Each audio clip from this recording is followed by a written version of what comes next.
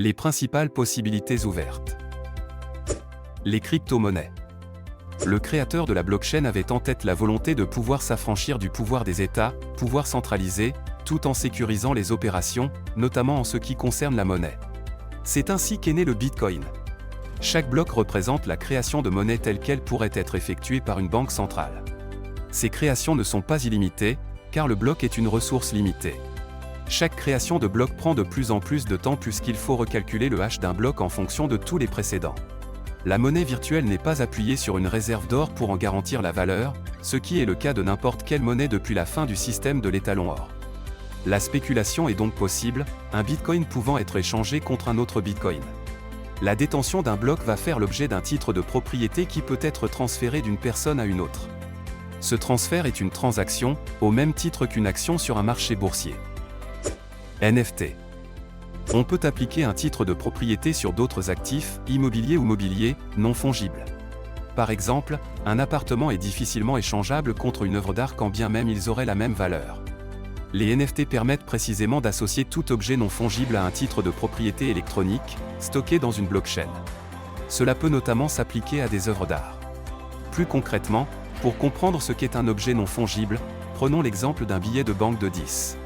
Ce billet, par nature, peut être remplacé ou échangé contre n'importe quel autre billet de 10, de par sa valeur faciale qui est reconnue par la société.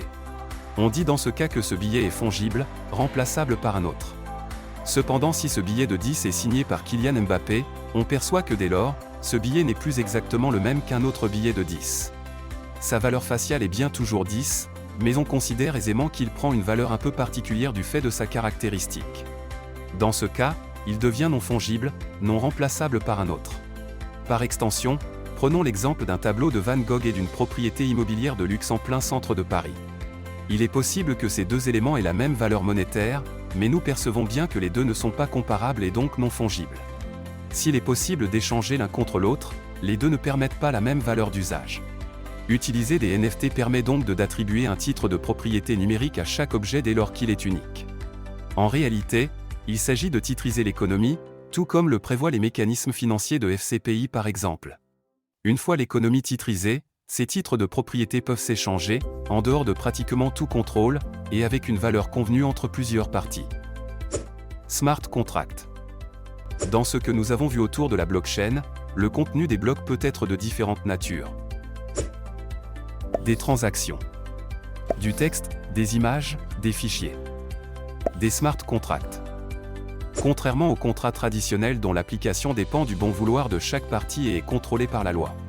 Le smart contract est un contrat intelligent qui contient en lui-même, et de manière intrinsèque, les conditions de son application. Il s'agit d'un fonctionnement de type SI. Alors, appuyez sur des sources de données objectivables appelées Oracle. Ex, Météo France, informations d'aéroports ou données captées. Nous aurons l'occasion de revenir sur ce mécanisme de smart contract dans les usages propres à l'assurance. Nous nous interrogerons notamment sur la nécessité d'une telle technologie pour ce faire.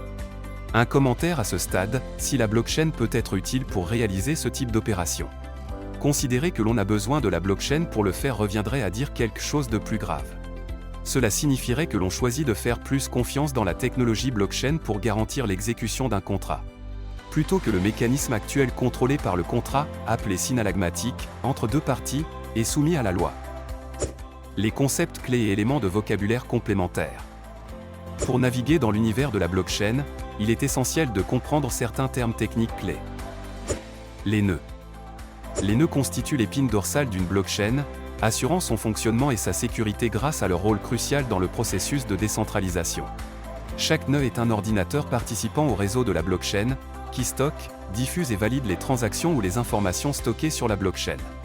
Dans une blockchain, tous les nœuds travaillent ensemble pour créer un système distribué. Chaque nœud détient une copie intégrale de la chaîne de blocs. Cette réplication des données sur de multiples nœuds assure que même en cas de défaillance d'un ou plusieurs nœuds, les données restent accessibles. De plus, le réseau continue de fonctionner sans interruption. De plus, cette structure contribue à sécuriser le réseau contre les tentatives de fraude ou de modification non autorisée des données. Toute modification d'un bloc nécessiterait l'altération de toutes les copies du bloc sur chaque nœud du réseau. C'est une tâche pratiquement impossible à réaliser sans être détectée. Les nœuds jouent différents rôles au sein de la blockchain. Certains sont des nœuds complets qui valident et relaient les transactions. D'autres sont des mineurs ou des validateurs, selon les systèmes de preuve de travail ou de preuve d'enjeu, respectivement. La collaboration entre ces différents types de nœuds assure l'intégrité, la transparence et la décentralisation de la blockchain. En conséquence, les nœuds constituent les piliers fondamentaux sur lesquels repose la sécurité et l'efficacité du réseau. Le minage. Le minage est un processus clé dans de nombreuses blockchains, en particulier celles utilisant le mécanisme de consensus de preuve de travail, Proof of Work, POW. Les participants au réseau, appelés mineurs, utilisent leur puissance de calcul informatique pour résoudre des énigmes cryptographiques complexes. Le premier mineur qui résout l'énigme obtient le droit d'ajouter un nouveau bloc de transaction à la blockchain. En récompense, il reçoit une quantité déterminée de la crypto-monnaie de la blockchain, comme des bitcoins dans le cas de la blockchain Bitcoin. Le minage assure deux fonctions essentielles. Il valide et enregistre les transactions sur la blockchain de manière sécurisée et décentralisée. De plus, il crée de nouveaux jetons de la crypto-monnaie, introduisant ainsi de nouveaux actifs dans le système.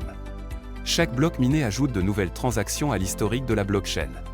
Cela rend ces transactions immuables et irréversibles.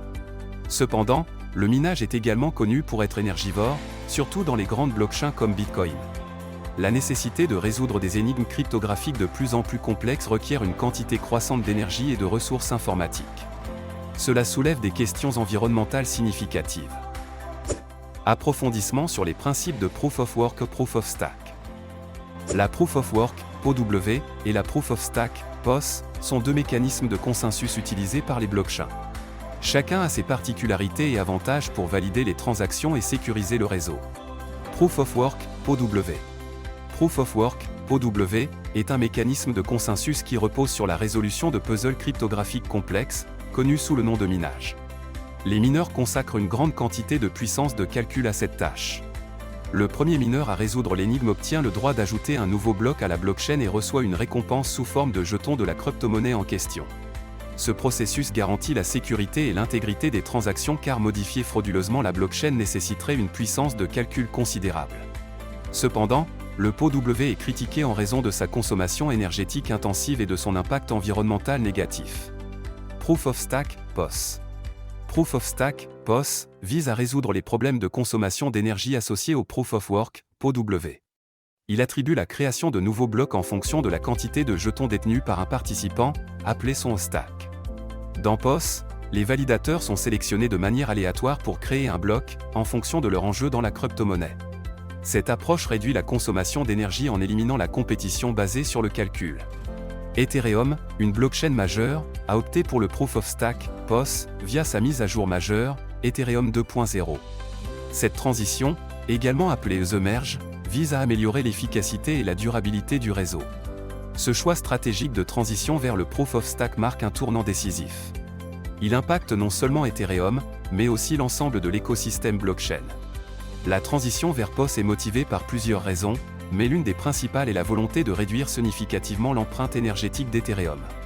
En effet, le POW, utilisé auparavant, nécessite une quantité considérable d'énergie pour le minage des blocs, ce qui a soulevé des préoccupations environnementales.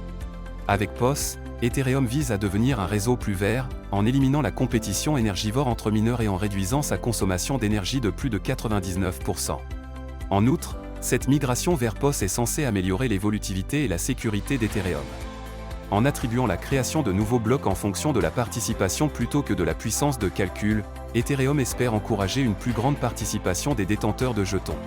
Cette mesure pourrait conduire à une plus grande décentralisation et sécurité du réseau, en rendant plus difficile une éventuelle attaque par une seule entité. Ce changement représente une étape majeure dans l'effort continu d'Ethereum pour optimiser son infrastructure. Il répond aux défis actuels tout en préparant le terrain pour une croissance future et l'adoption de la blockchain à plus grande échelle. Attaque des 51%. L'attaque des 51% est un scénario où un groupe d'attaquants détient plus de la moitié de la puissance de calcul ou de la part de stacking sur un réseau blockchain. Cela pourrait compromettre la sécurité et l'intégrité du réseau. Ce contrôle majoritaire leur permet de manipuler la blockchain de manière malveillante. Ils peuvent ainsi empêcher la confirmation de nouvelles transactions, inverser des transactions ou s'octroyer de nouvelles pièces de manière injuste. L'existence potentielle de cette vulnérabilité souligne l'importance de la diversité et de la distribution équitable de la puissance de calcul ou des enjeux au sein du réseau blockchain. Cela permet de maintenir un environnement sécurisé et fiable. Ce principe constitue un véritable processus démocratique. Conclusion. Ce module vous a guidé à travers les principes avancés de la blockchain, ses applications révolutionnaires et des concepts techniques essentiels. Une compréhension approfondie de ces éléments est cruciale pour saisir le potentiel et les défis de cette technologie disruptive. Merci d'avoir regardé, rendez-vous dans la prochaine leçon.